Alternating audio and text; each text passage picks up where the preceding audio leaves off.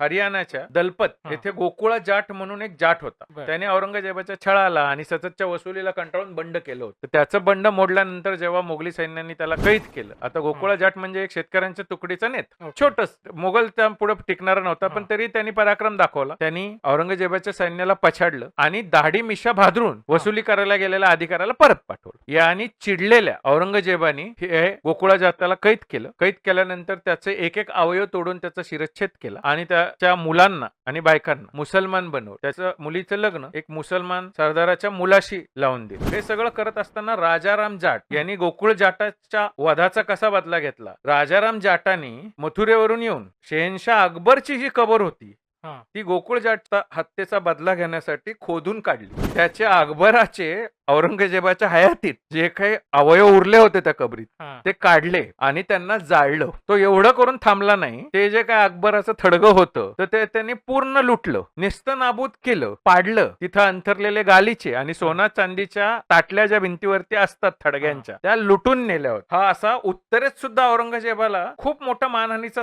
सामना त्यावेळेस सुद्धा करायला लागला होता आणि त्याच्या विरुद्ध बंड होत होती. तेव्हा औरंगजेब हा काही असा सर्वमान्य बादशाह किंवा असा शासक असा राहिला नाही. त्याला बऱ्याच ठिकाणी बंडाचा आणि लोकांच्या पराक्रमाचा प्रत्यय आला होता.